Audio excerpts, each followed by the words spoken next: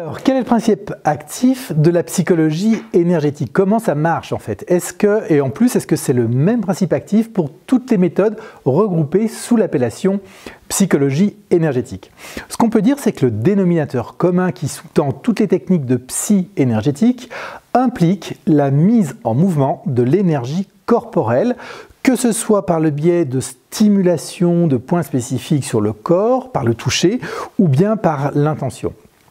La psychologie énergétique, elle prend sa racine dans la médecine traditionnelle chinoise, le Qigong et aussi le travail des pionniers modernes tels que George Goodhart, chiropracteur et fondateur de la kinésiologie appliquée en 1964, et également de l'Australien John Diamond, qui était un psychiatre, et aussi du psychologue américain Roger Callahan, qui s'est appuyé sur leurs travaux aussi pour mettre au point sa fameuse méthode qui s'appelle la thérapie du champ mental, TFT.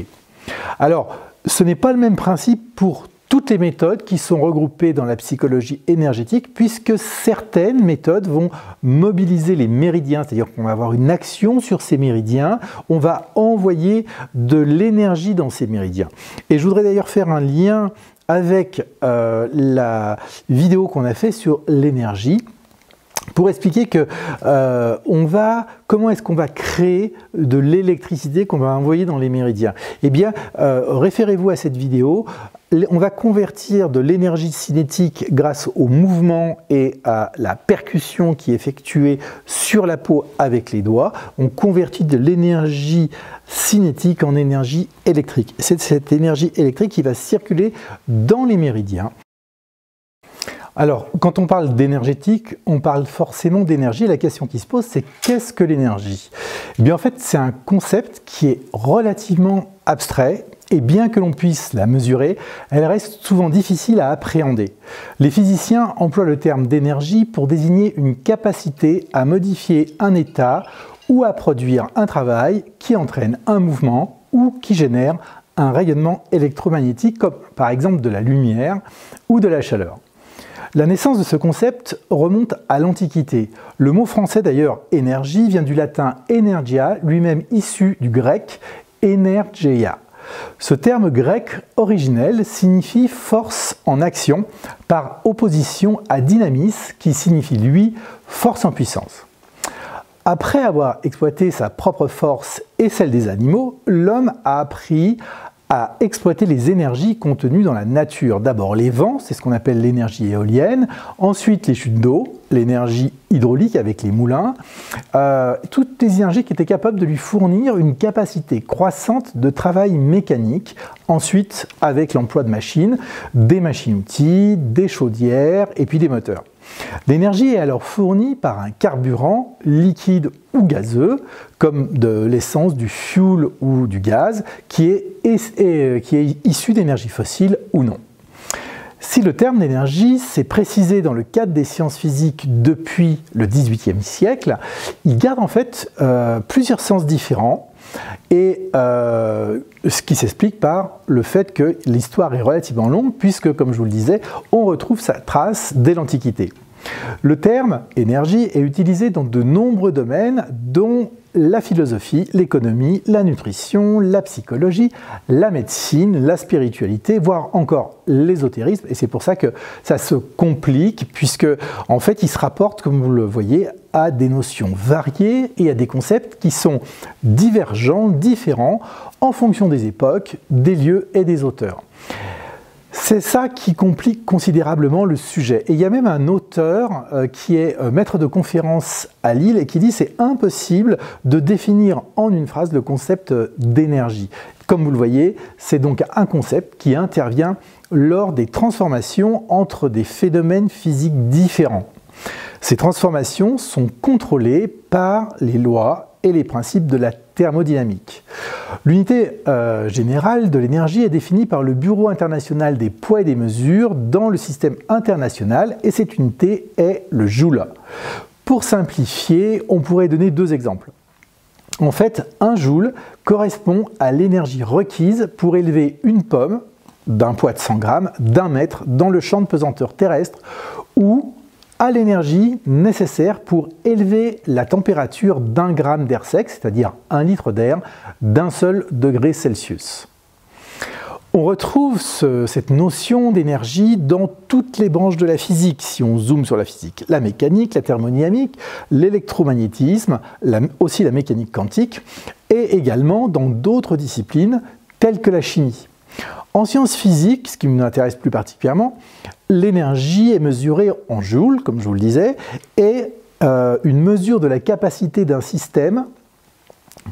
En sciences physiques, l'énergie qui est mesurée en joules est une mesure de la capacité d'un système à modifier un état, à produire un travail entraînant soit un mouvement ou un rayonnement électromagnétique ou de la chaleur. Le travail est ainsi un transfert ordonné d'énergie entre un système et le milieu extérieur, tandis que la chaleur est un transfert désordonné d'énergie entre le système et le milieu extérieur. Les transformations de l'énergie qui font intervenir l'énergie thermique sont étudiées par la thermodynamique. Le premier principe affirme que globalement l'énergie se conserve. L'énergie ne peut ni se créer ni se détruire, mais uniquement se transformer d'une forme à une autre. C'est ce qu'on appelle le principe de Lavoisier, ou alors elle peut être échangée d'un système à un autre système, ce qu'on appelle le principe de Carnot. Et le second principe de la thermodynamique impose des limitations au rendement de la transformation de l'énergie thermique en une autre énergie, comme par exemple de l'énergie mécanique, électrique ou autre. La conversion d'énergie d'une forme à une autre n'est en général pas complète, c'est-à-dire qu'une partie de l'énergie qui est présente au départ se dégrade sous une forme d'énergie qui peut être cinétique, désordonnée, ce qu'on appelle de la chaleur. On nomme d'ailleurs le rendement, le quotient, c'est-à-dire le rapport de l'énergie obtenue à la fin, sous la forme désirée, par celle divisée par celle fournie à l'entrée du convertisseur. C'est ça le rendement. Et en pratique, on distingue souvent différentes formes d'énergie, telles que l'énergie cinétique, c'est-à-dire l'énergie qui est associée au mouvement d'un corps ou d'une particule, c'est celle qui nous intéresse dans la psychologie énergétique, je vous en reparlerai. L'énergie, on distingue aussi l'énergie thermique, également l'énergie électrique qui est proportionnelle à la quantité d'électricité, ou encore d'autres formes d'énergie qu'on appelle les énergies potentielles. Alors, voyons maintenant l'énergie en biologie. Eh bien, comme le reste du monde physique, les êtres vivants sont soumis au deuxième principe de la thermodynamique, qui est l'entropie, c'est-à-dire le désordre. Et le désordre peut donc soit demeurer constant, soit augmenter, mais il ne peut jamais diminuer. Et en fait, ça nous interroge parce que par rapport à ce principe fondamental, la vie constitue en soi un paradoxe apparent.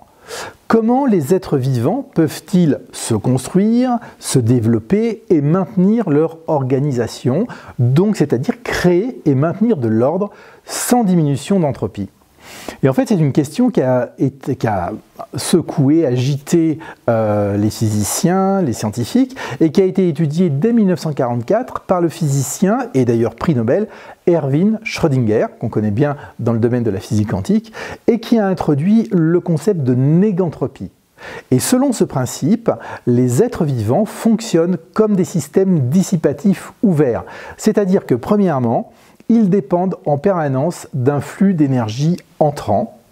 Deuxièmement, que cette énergie est utilisée pour construire des structures ordonnées, ce qui correspond effectivement à une baisse de l'entropie interne. Et que troisièmement, en contrepartie, ils rejettent de la chaleur dans leur environnement, ce qui induit donc une hausse de l'entropie externe. Et donc dans ce bilan entropie global, si l'on prend en compte à la fois les êtres vivants et leur environnement, l'entropie augmente toujours et donc les lois de la thermodynamique sont respectées. À titre d'exemple, un adulte au repos dissipe une chaleur d'environ 70 watts, soit autant qu'une lampe à incandescence. L'énergie ainsi dissipée chaque jour correspond à environ 1400 calories qui doivent être compensées par un apport énergétique quotidien provenant de la ration alimentaire. Puisque la vie dépend d'échanges énergétiques permanents, tout écosystème a besoin d'une source d'énergie et d'organismes capables de capter cette énergie et de l'intégrer dans la chaîne alimentaire. La biosphère terrestre dépend en premier lieu de l'énergie solaire grâce aux organismes capables de photosynthèse comme les plantes, le phytoplancton, les algues, etc. Et à un degré moindre, d'autres formes d'énergie peuvent être intégrées en complément, par exemple l'énergie géothermique pour ce qu'on appelle les bactéries thermophiles, qui aiment la chaleur. Une fois intégrée dans la chaîne alimentaire, l'énergie est stockée sous forme d'énergie chimique et circule au sein de réseaux passant d'un niveau à l'autre. Et si on regarde dans les cellules, enfin, l'énergie peut être présente sous une forme directement utilisable ou au contraire stockée pour plus tard sous une forme de sucre simple, par exemple, ou ramifié, tel que l'amidon, ou bien de graisse, et ça chez les animaux, et puis, ou alors d'huile chez les végétaux. Voilà, vous en savez un peu plus sur ce qu'est l'énergie maintenant. Alors, que se passe-t-il au niveau du cerveau lors d'une séance de psychologie énergétique ? Le nombre de recherches scientifiques sur les soins énergétiques est en train de croître d'année en année, de plus en plus rapidement, notamment outre-Atlantique. Et même si la plupart des études sont réalisées aux États-Unis ou principalement dans les pays anglophones, une toute nouvelle étude en France a été lancée par Aymeric Guyot, le professeur Aymeric Guyot, qui est un jeune chercheur et professeur des universités en neurosciences à l'université Claude Bernard Lyon 1. Il est spécialisé en sciences et techniques des activités physiques et sportives. Il est également membre honoraire de l'Institut universitaire de France et moi-même, j'ai eu l'occasion d'effectuer les séances de psy énergétique au cours de cette étude. Cette étude, elle tombe vraiment à point nommé car à l'heure actuelle, personne n'est encore réellement capable de comprendre l'intégralité de ce qui se passe dans le cerveau lors d'une séance de psy énergétique, en l'occurrence de EFT ou de Matrix Reprinting, qui est une autre technique qui dérive de l'EFT. Dans cette étude que nous avons réalisée à Lyon, Aymeric et son équipe ont exposé de manière indirecte une personne qui souffre de troubles anxieux, en fait c'est la phobie de l'avion. On l'a exposée à des images et des pensées anxiogènes.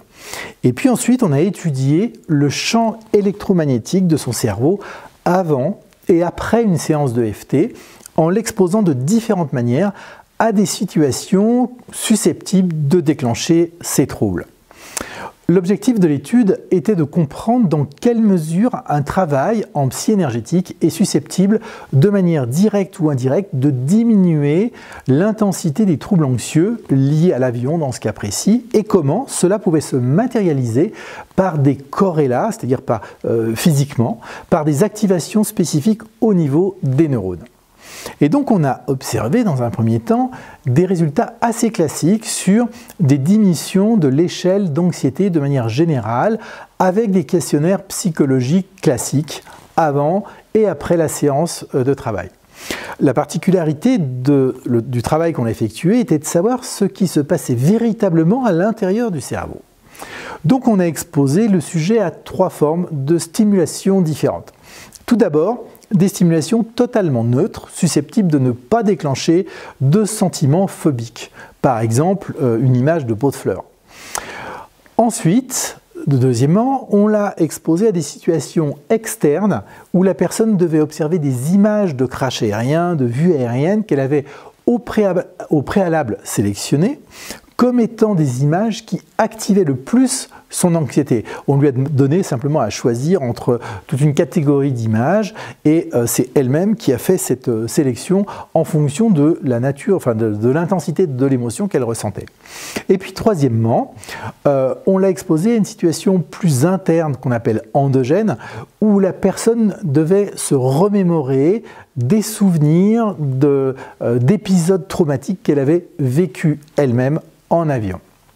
Et donc, on a réalisé une évaluation comportementale qui visait à observer dans quelle mesure cette jeune personne ressentait de l'anxiété au moment où on explorait l'activité du cerveau lorsqu'il était confronté à ces images externes ou à ces représentations internes. Et donc on s'est rendu compte qu'il y a bien une diminution significative de l'anxiété perçue quelle que soit la nature des images. Et on a observé également une diminution assez nette de l'activité dans les régions sensorimotrices qui sont liées aux possibilités d'action qui sont en relation directe avec les images auxquelles cette personne était confrontée. Et après la séance, ces images génèrent moins d'anxiété et elles traduisent une diminution des pics d'activation qui sont susceptibles de déclencher ces fameux troubles anxieux, cette phobie. Et de la même manière, lorsqu'on lui a demandé de se rappeler les problèmes auxquels elle avait été confrontée, eh bien on a observé des résultats équivalents, mais dans des régions différentes du cerveau. On a regardé par exemple ce qui se passe au niveau de l'hippocampe dans le cerveau limbique, c'est-à-dire le cerveau des émotions. L'hippocampe, c'est la partie du cerveau qui stocke les souvenirs autobiographiques. Donc ces souvenirs qui sont liés à l'évocation, à la fabrication de souvenirs et la mémorisation à long terme, c'est une des fonctions de l'hippocampe. C'est en quelque sorte, en fait, comme si avant la séance de FT, le fait de s'imaginer des situations anxiogènes générait des sentiments d'anxiété très importants et qu'après la séance de FT, eh bien, on a une extinction de ces voies affectives, un peu comme une sorte de prise de distance, ce qu'on appelle une reconsolidation des souvenirs et des mémoires avec des voies neuronales beaucoup plus positives qui permettraient donc de penser, d'imaginer, d'objectiver cette diminution d'anxiété.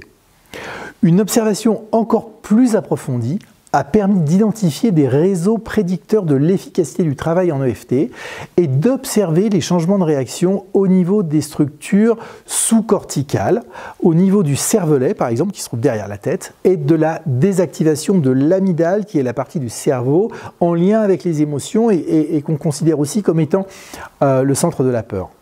Donc cette étude pilote corrobore les résultats de l'efficacité thérapeutique des interventions avec la psychologie énergétique et notamment l'EFT pour soulager les phobies et éclaire pour la première fois sur la plasticité cérébrale qui est induite par une seule séance de EFT. En fait, la totalité de cette séance a duré 35 minutes.